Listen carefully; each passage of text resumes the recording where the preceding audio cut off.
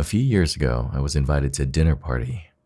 It wasn't that fancy, just a few old friends reconnecting. People I hadn't seen since high school. Some of the names in that list were people I hadn't seen or heard of for years, so it'd be a nice opportunity to catch up. My wife couldn't come though, invites only. She didn't mind.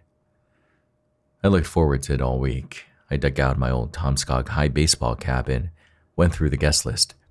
There were a few names I recognized at the drop of a hat, and a few that I didn't. I figured some people had changed names over the years. Well, it wasn't a proper reunion, but more like a get-together of old friends. I still got the sense that there was something more to it. There was no anniversary coming up, so it sort of came out of nowhere. I got the impression that maybe something else was up, like a proposal or some other announcement. The big night took place on a Saturday at a rented venture just outside of town. Some old clubhouse. Nothing big or fancy, just enough to house the 8 partygoers that had pressed the "I will attend" button.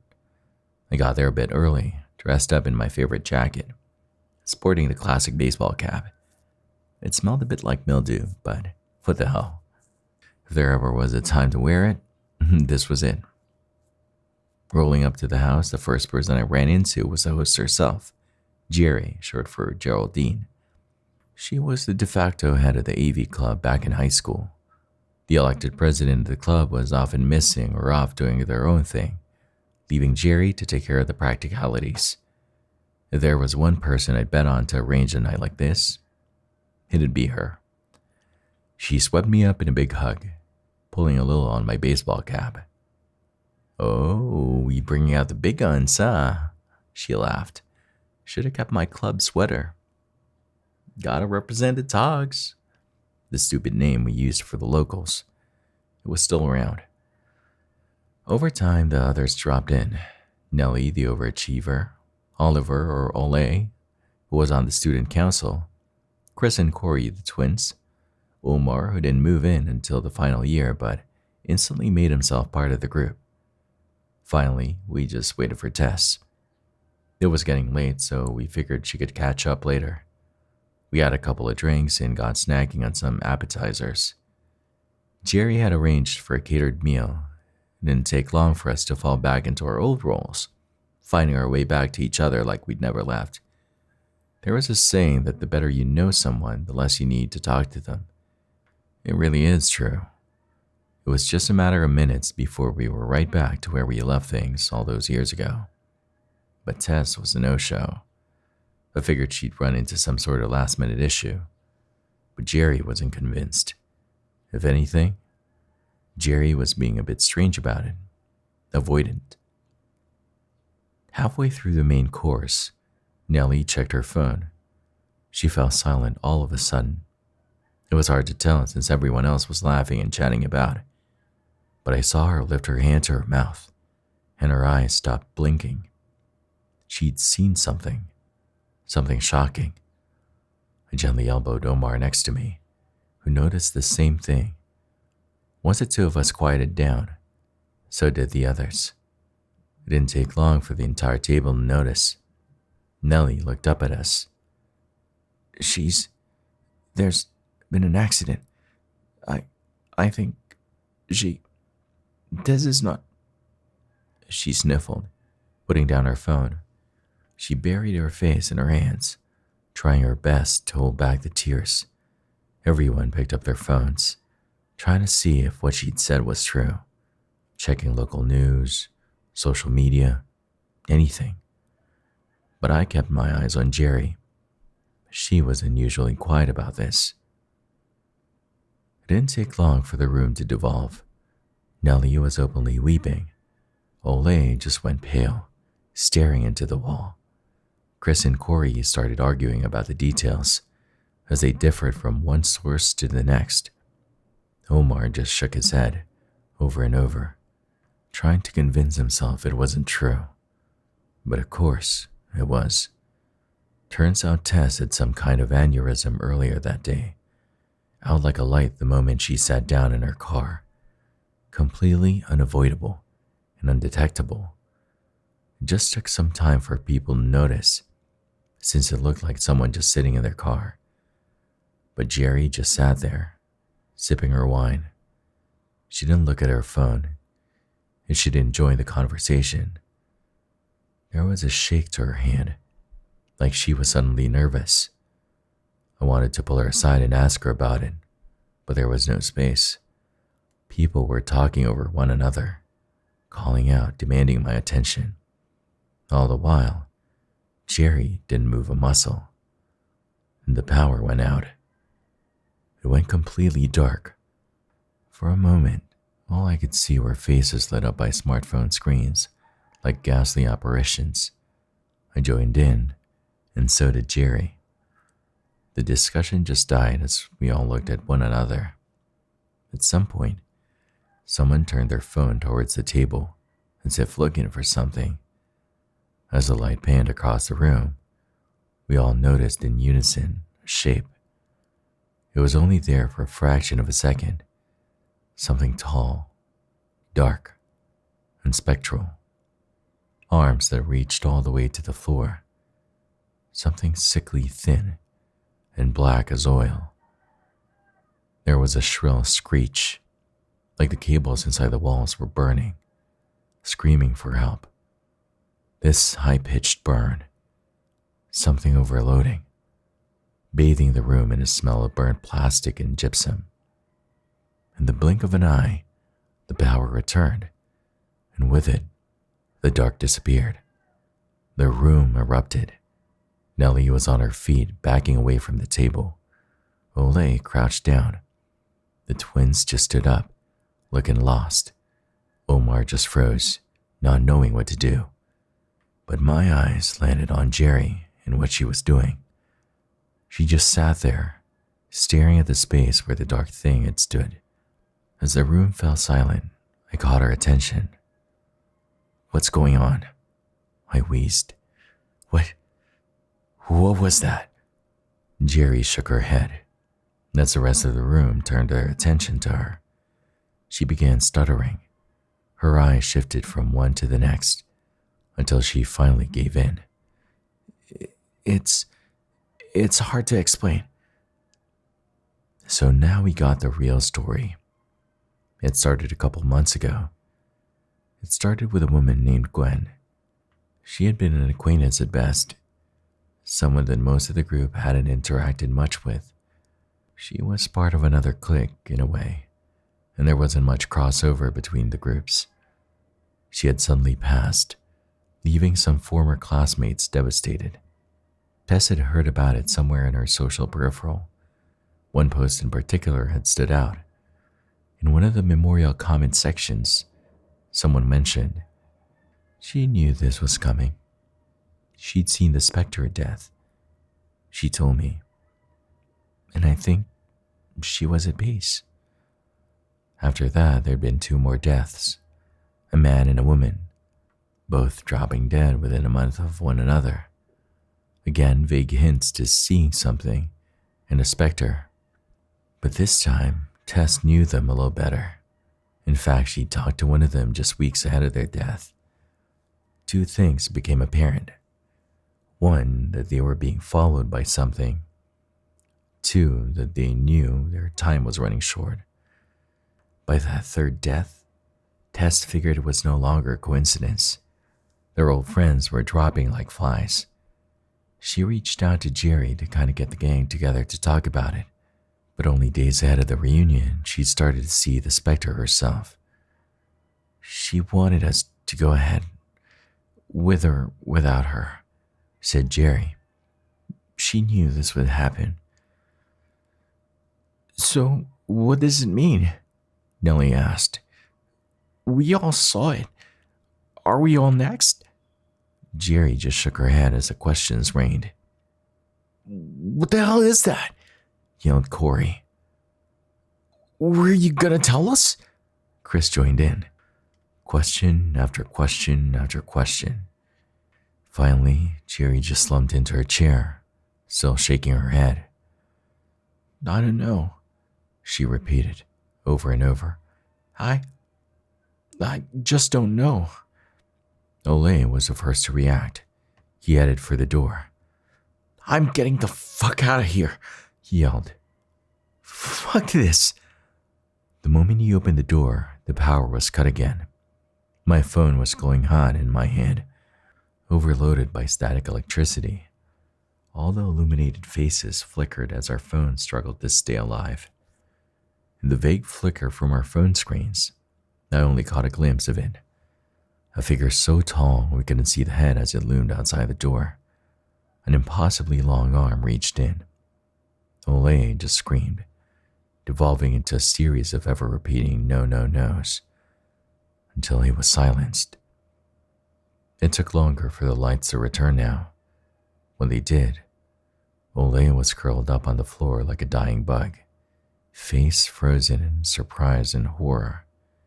He was already pale as limestone, his eyes glazed over, a single tear in the corner of his frozen eye, dead as a doornail.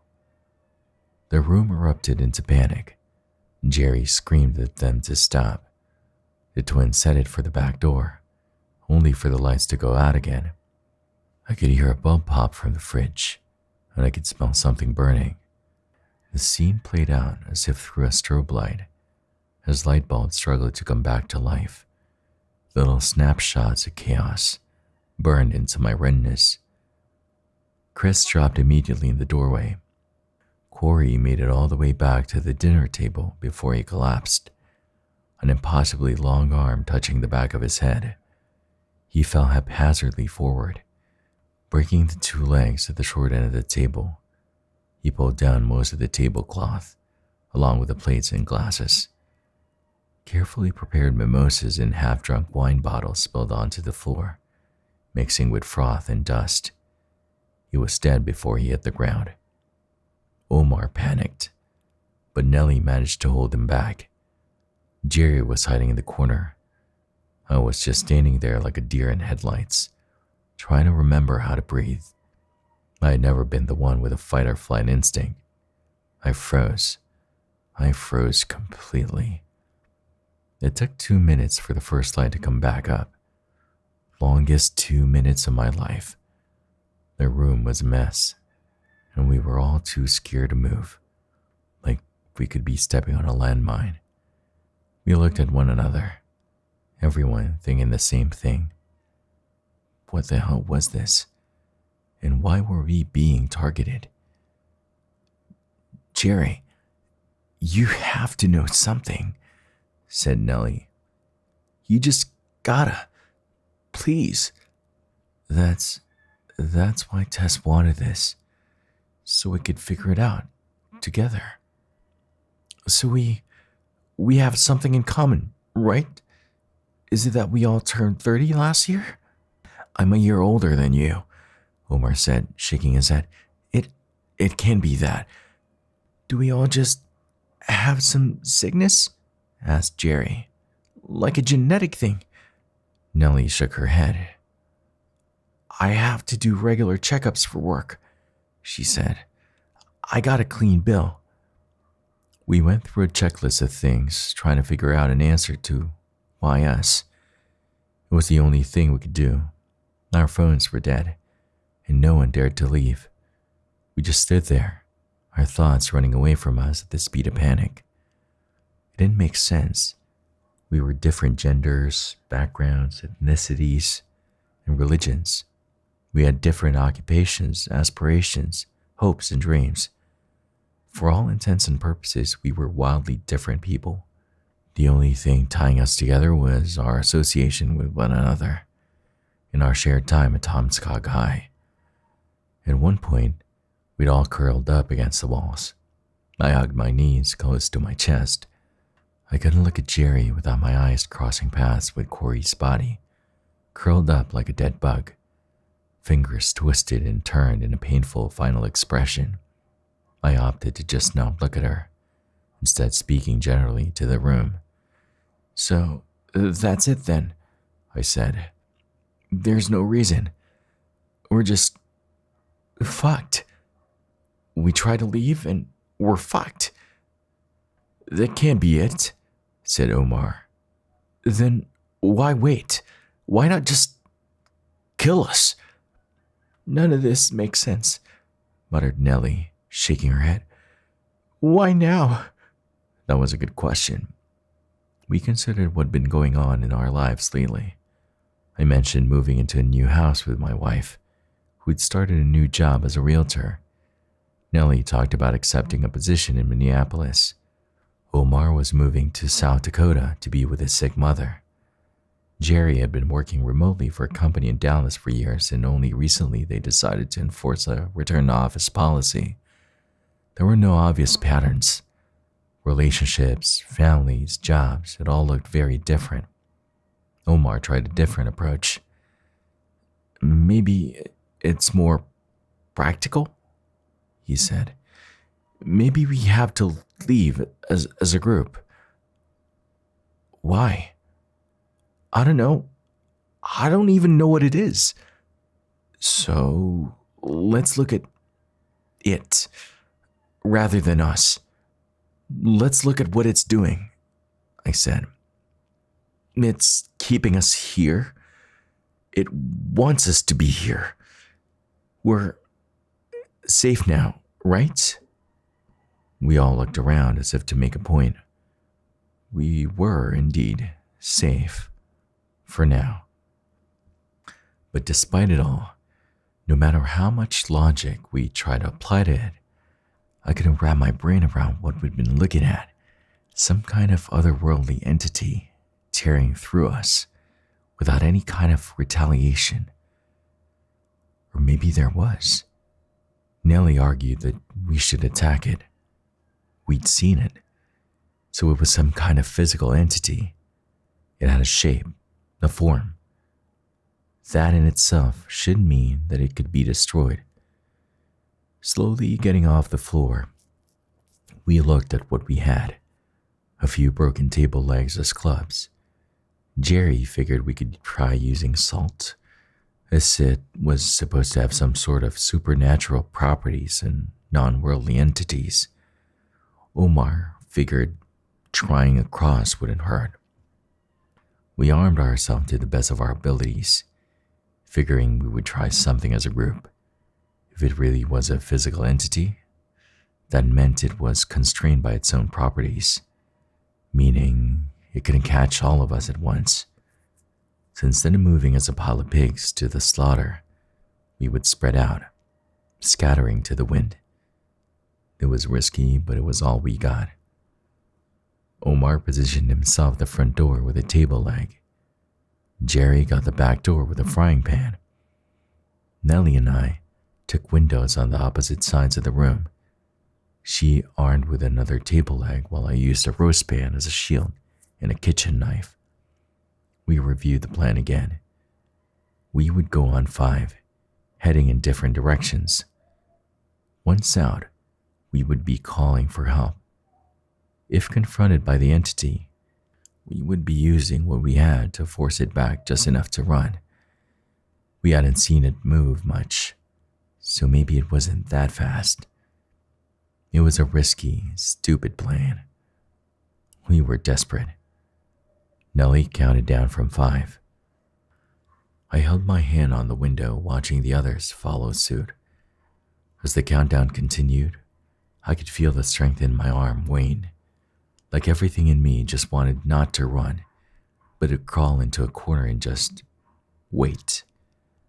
And yet the countdown reached 0. Nellie flung the window open. Omar kicked the front door open. Jerry pushed into the back door. And me, I realized my window was locked. The reaction was immediate and violent. Out of every window and every door, dozens of shade-like appendages appeared. Knife-sharp bone-like fingers reached for us. The windows were blown apart by the pressure, covering me in 100 little cuts, shattering pieces of glass burrowing into my hair. I didn't fight. That instinct just wasn't there. I scrambled backwards, doing exactly what my instinct taught me to make myself as small and invisible as possible. Omar fought. Nellie too. Jerry actually managed to hit something. I could hear the thwonk of the frying pan, but it was quick. No screams. As the lights died, I saw Jerry's head being grasped as she was dragged outside. Her heart stopped before she even dropped the frying pan. Nellie got halfway across the room before they got to her, making her face plant into the hardwood floor in a morbidly comical manner.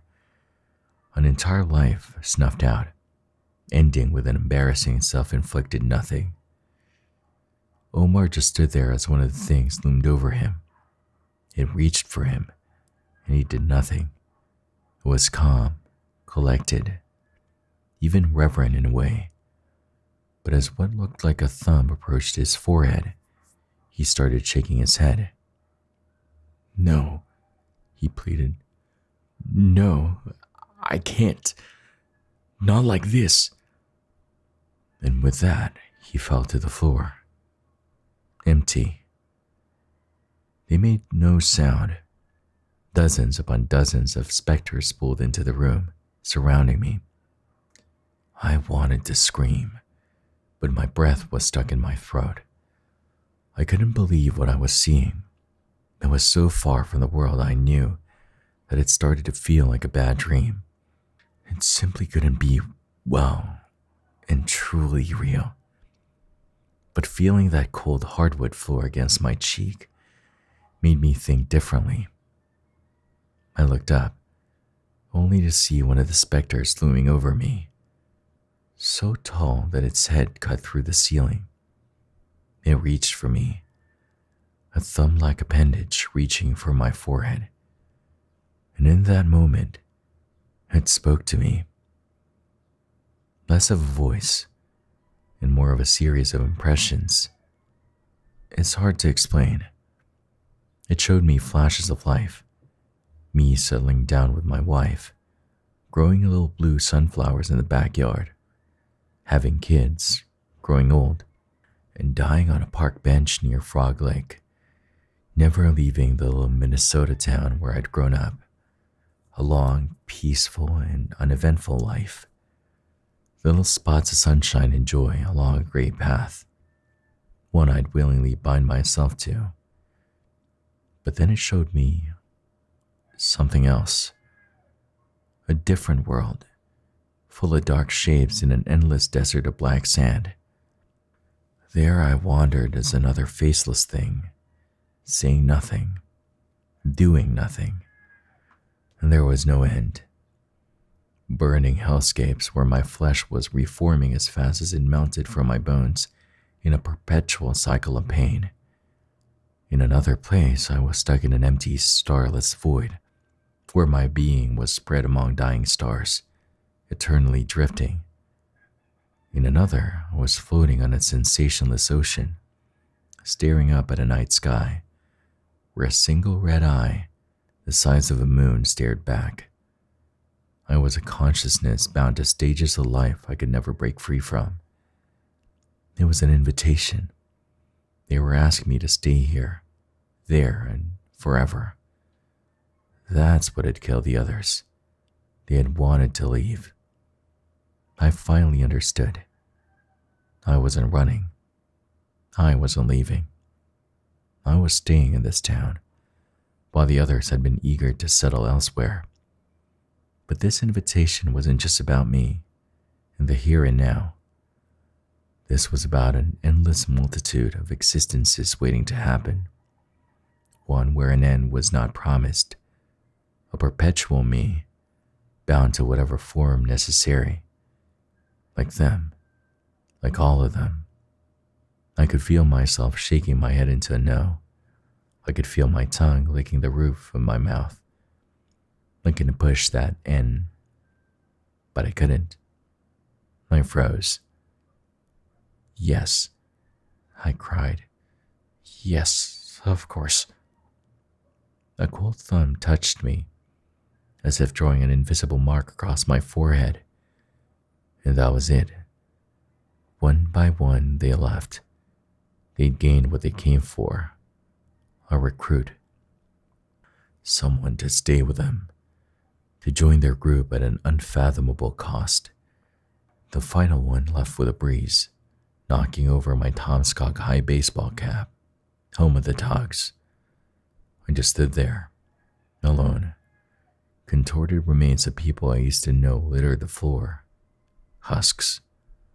The lights came back on, phones buzzing across the room, pings from missed calls and messages. But after all the notifications died down, all that was left was me, sobbing on the floor, doomed. You might have heard about all of this, but in another way. They blame it all on wine poisoning. There was a sham investigation. I think something around 2,000 bottles were recalled. Not a single soul believed my testimony, and my lawyer recommended me to retract my official statement, said it would either send me to a madhouse or get me in legal trouble.